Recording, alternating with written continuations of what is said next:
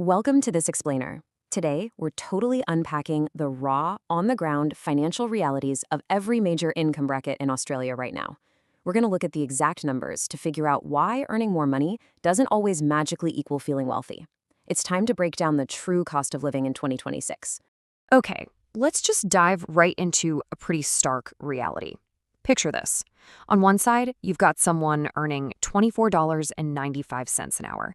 It's Wednesday night, they're checking their bank app, wondering if they can even afford a takeaway coffee tomorrow. But then, on the absolute flip side, you've got someone pulling in $350,000 a year, staring at that exact same bank app on that exact same Wednesday night, wondering why they still feel totally broke. Look, both of these situations are very real, and today we're going to figure out exactly how that happens.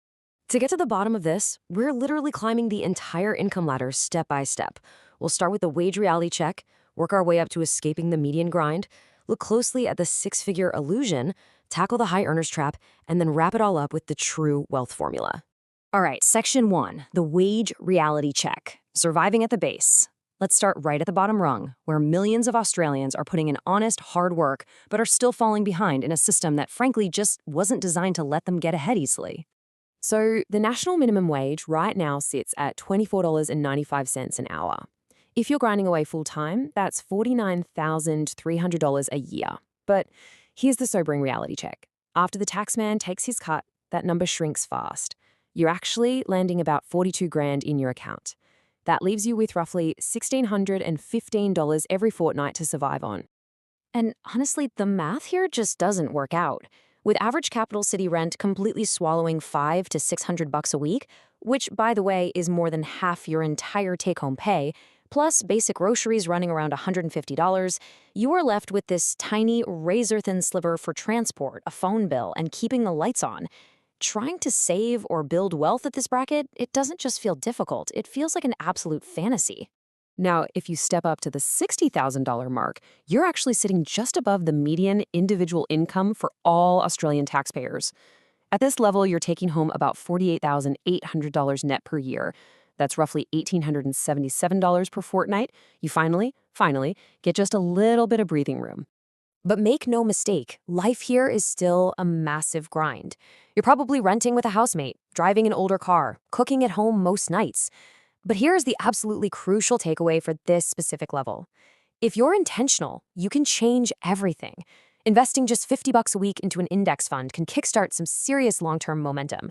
You know, the people who actually break out of this bracket don't always get massive promotions. They just figure out how to make the little money they have work way harder for them. Moving on to section 2, escaping the median grind at the $80,000 tier. As we step up to this next bracket, a massive psychological and financial shift actually starts to happen. So at $80,000 gross, you're taking home around $63,600 a year. You are now officially earning more than 70% of Australian taxpayers. At this level, you can actually afford to rent a decent place completely on your own in most cities outside of Sydney. And you can finally start building a real emergency fund without feeling like you're totally starving yourself.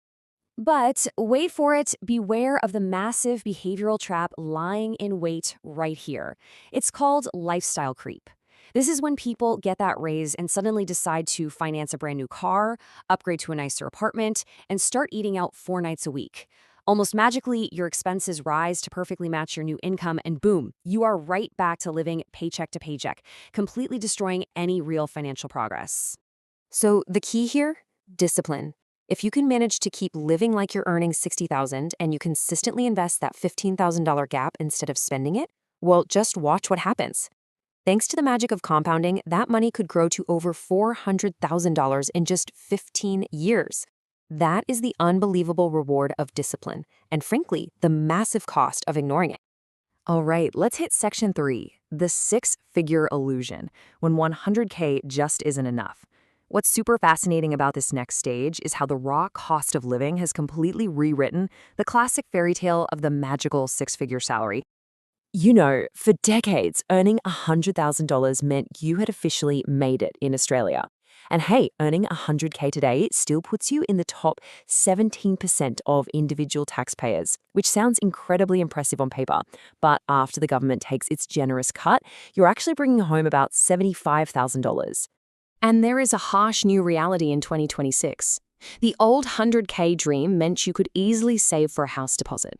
But today, well, a median home in Sydney is sitting at over $1.2 million, and rent is aggressively pushing $700 to $800 a week. So while 100 grand used to mean undeniable wealth, today it's really just a comfortable survival salary in the big cities. Homeownership without help from family, it remains a genuine uphill struggle. Now bumping up to 133,000 places, you firmly in the top 10% of all Australian taxpayers. At this point, you're bringing home just under 100 grand net.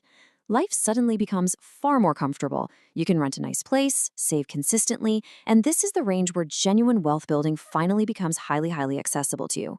But just like the previous brackets, there's a unique villain at this tier too. We call it the comparison trap.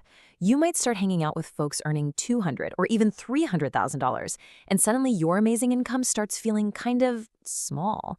Actually, scratch that. It can make you feel completely inadequate.